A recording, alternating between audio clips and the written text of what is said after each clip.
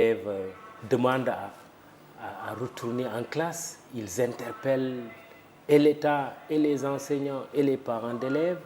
Les deux parties, l'État et les syndicats d'enseignants, se retrouvent pour discuter.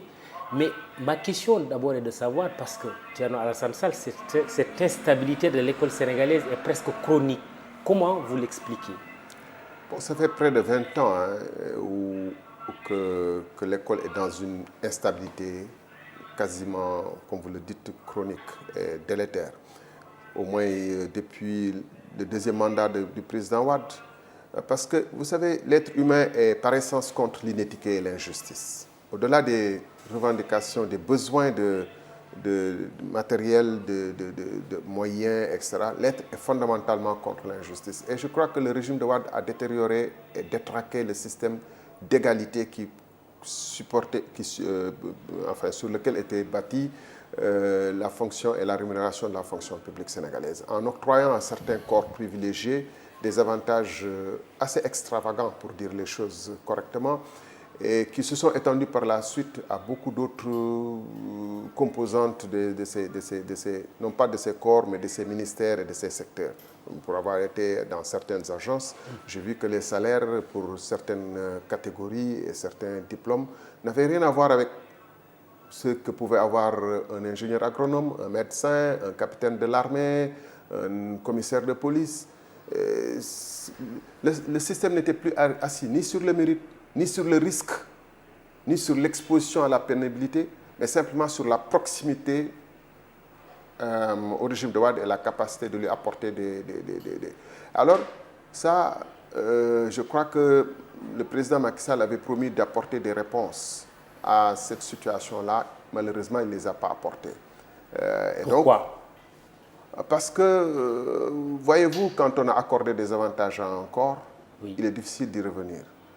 Et dans le même temps, il sentait bien qu'un nivellement par le haut, en poussant tout le monde vers le haut, était insoutenable à court terme du fait de l'état de nos finances publiques. Et donc, il s'est retrouvé entre les deux.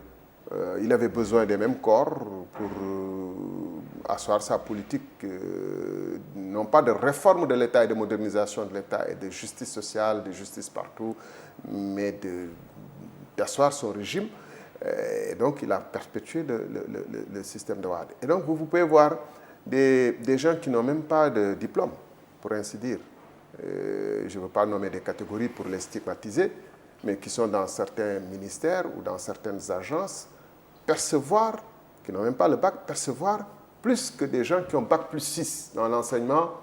Mais on parle de l'enseignement, mais c'est le cas aussi des agronomes, dont on parle peu, des ingénieurs de manière générale dans l'administration, des médecins, bac plus 8, qui perçoivent plus. Et ça, vraiment, j'ai vu les chiffres, moi, personnellement. Oui. Et d'ailleurs, le gouvernement avait commandité une étude en 2016-2017 qui était très claire dessus, qui montrait des disparités. Des disparités, une énorme inéquité salariale et même des injustices sociales. Mais face à de telles situations, est-ce que l'État ne gagnerait pas également à prendre des mesures courageuses? Tout à l'heure, on parlait du plan Saheloum. On a vu que pendant cette période, une période de difficulté, les politiques d'ajustement structurel et leurs dégâts, à l'époque, le pouvoir est allé jusqu'à même baisser les salaires. Je ne dis pas qu'il faut baisser les salaires des gens, mais je veux dire que c'était des mesures quand même courageuses qui ont eu au bout du compte comme résultat que les signaux à l'alternance de 2000 étaient redevenus presque tous verts. Et le président Abdoulaye Wade, qui avait succédé au président Abdou Diouf, ne l'avait pas démenti. Il a dit oui, j'ai trouvé que les caisses de l'État étaient quand même pleines. Absolument. Vous savez, il y a toute économie. Le président Wade, qui était un économiste d'ailleurs, qui se prévalait d'être et qui a enseigné l'économie à la fac. Dans toute économie, il y a des ratios qui... Vous ne pouvez pas avoir, par exemple, la masse salariale qui représente 80% de vos dépenses courantes ou de vos dépenses, de votre budget consacré, je ne sais pas, à tel ou tel secteur, et avoir 17% pour le fonctionnement, 2% pour l'investissement, et croire que vous préparez l'avenir. Vous ne préparez pas l'avenir, vous vivez sur la bête. Or, dans ce pays, pour reprendre l'exemple de l'éducation nationale, on investit peu, parce qu'on fait peu d'écoles nouvelles. Il y a tellement d'abris provisoires Et si je prends l'exemple de Thiès, école Ibra Katiba ou Amadou Koli Diop, fermé, Amadou Koli Diop plutôt fermé, Jules Sagna fermé, parce que c'est des écoles qui sont complètement délabrées. Et les élèves ont été raffectés dans d'autres classes où ils vont aller augmenter la surpopulation. Vous avez des lycées, dans certains lycées de la banlieue de Dakar, Kermassar, des terminales L, où les gens vous disent on a des effectifs de 75. Ce n'est pas tenable, 75 élèves. Vous ne leur apprenez rien. L'enseignant ne peut pas gérer 75 élèves. Alors là, ce qu'il faut normalement, c'est augmenter l'effectif des enseignants. Or, on n'arrive même pas à payer correctement les enseignants actuels. On n'arrive même pas à contenir suffisamment les élèves. Donc, bien les former aussi. Bien les former. Les enseignants dénoncent une inéquité salariale qui justifie effectivement ces revendications. Quelle est votre analyse du traitement salarial des enseignants? Oui, je pense que les enseignants ont raison de parler d'iniquité parce qu'à diplôme égal, les salaires devraient être plus ou moins égaux à quelques indemnités près. Et les indemnités devraient être d'ailleurs bâties sur des considérations objectives et mesurables. Je veux dire, un enseignant de mathématiques qui a Fongelemi ou à Matam là-bas, dans des conditions extrêmement difficiles, où on n'a ni accès à l'eau, dans des villages où on n'a ni accès à l'eau, ni à l'électricité, etc. Je pense que lui, on lui doit plus de considération que quelqu'un qui est dans un bureau climatisé et qui perçoit en fonds commun ou en rémunération hors salaire 2 fois le salaire indiciaire de cet enseignant. Or, c'est les réalités qui existent dans ce pays. Mais qu'est-ce qu'il faut faire justement? Aujourd'hui, peut-être, on arrivera à presque 80 milliards, l'enveloppe que mettra sur la table pour mettre fin à la grève des enseignants. Mais vous citez également d'autres secteurs. On sait que la santé est en train de menacer. Les ASP également sont en mouvement. Et on parle d'un statut pour les ASP. Est-ce que l'État, justement, a les moyens de satisfaire toutes les revendications? C'est pour ça, tout à l'heure, que je demandais, est-ce qu'il n'y a pas lieu de prendre aussi des mesures courageuses? Oui, manifestement, l'État n'a pas les moyens de pousser, de faire une égalité par le haut. Donc, il faut, je pense, organiser des sortes d'assises nationales sur la question de la rémunération et poser sur la table, sur les rémunérations et poser sur la table toutes les iniquités. Il y aura en ce moment des mesures courageuses qui devront être discutées, faire preuve de pédagogie, et une nation est bâtie sur le sens du sacrifice. Nous, notre programme s'appelle « Refonder le pacte républicain » et inclut déjà cette idée qu'une nation, à la base, c'est le sacrifice. Le salaire ne rémunère pas tout, n'est pas censé payer les efforts fournis. Il est censé représenter une sorte de dotation que l'État met pour vous permettre de subsister, mais le sacrifice auquel vous consentez peut être de loin supérieur à ce salaire-là. Parce que le soldat, par exemple, qui meurt au front, et nous rendons hommage à nos soldats morts en Casamance et ailleurs dans les terres d'opération, au Mali, ailleurs, pour le compte du Sénégal, ces soldats, le salaire ne peut pas payer leur prix. Les handicapés de guerre, on ne peut pas les payer. Et donc, arriver à faire croire que parce qu'on contrôle des régies budgétaires et qu'on peut, à partir de ce moment, être payé parce qu'on est soumis à un risque de corruption ou tentation de trucs, et que donc il faut avoir des salaires confortables pour ne pas être corrompu, mais c'est dire que le soldat, qu'est-ce qui va l'immuniser? Quelle est